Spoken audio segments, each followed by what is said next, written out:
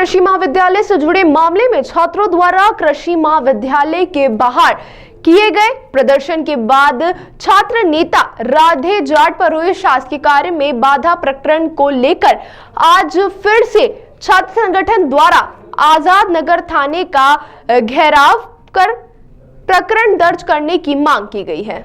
दरअसल पूरा मामला यह है कि कृषि महाविद्यालय में रैगिंग की जांच के दौरान 13 छात्रों को हटा दिया गया था, जिसके बाद राधे जाट छात्र नेता और अन्य छात्रों द्वारा महाविद्यालय में के मेन गेट पर प्रदर्शन किया गया और फिर धरना प्रदर्शन काफी बढ़ गया था, जिसके बाद में महाविद्यालय के कर्मचारियों के द्वारा थाने पर शिकायत की गई, शासकीय कार्य में बाधा पहुंचाई गई और इस आधार पर राधे जाट पर प्रकरण दर्ज किया गया। बताया जा रहा है कि पिछले दिनों यूजीसी को मिली शिकायत के आधार पर 13 सीनियर छात्रों को निष्कासित कर दिया गया था। उसी के लिए प्रदर्शन किया जा रहा था, लेकिन अब प्रकरण दर्ज करने के साथ ही विभिन्न तरह की मांगों को लेकर छात्रों ने थाने के बाहर प्रदर्शन किया और निष्पक्ष कार्रवाई की मांग की है।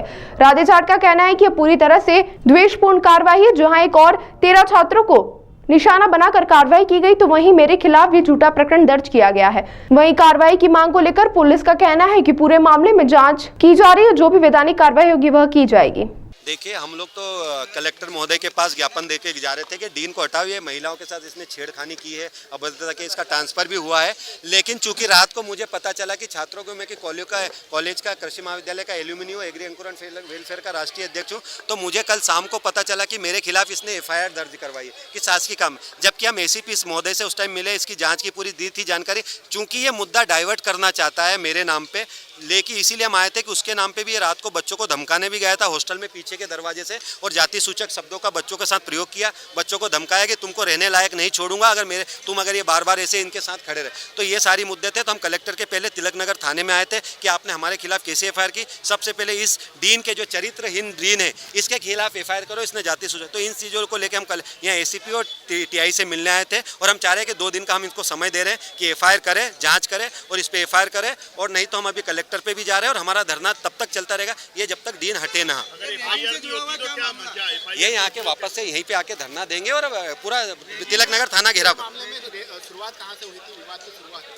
विवाद अगर देखेंगे तो आपको बहुत पीछे जाना पड़ेगा। 2022 में जो ये रैगिंग का बताया जा रहा है कि छात्रों को रैगिंग के चलते निकाल दिया था, 13 छात्रों को, वो से पूरा मामला सामने। देखिए, सामने क्या आया है कि इसने हमने सितंबर में ये जब डीन नहीं था तो इसके ऊपर महिलाओं के साथ छेड़खानी के लिखित में शिकायत थी। तो वाइस चांसलर आए थे हमने कॉलेज में तो मीटिंग करने, तो हम गए थे, सारे छात्र थे उसमें।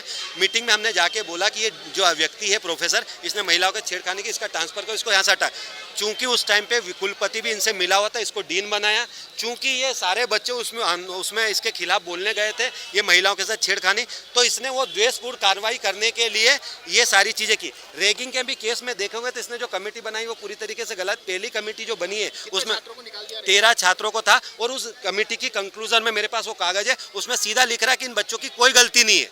उस कागज है मेरे पास। राधे जाट एग्री अंकुरण वेलफेयर एसोसिएशन का राष्ट्रीय अध्यक्ष। देखिए, कृषि कॉलेज के जो अधिष्ठाता है, जो कृषि कॉलेज के कर्मचारी हैं, उनके द्वारा एक कल आवेदन दिया गया था, जिस पर एक कॉलेज के पूर्व छात्र के विरुद्ध एक FIR की हुई है। उस FIR के विरुद्ध में कुछ छात्र यहाँ पर इकट्ठे हुए हैं।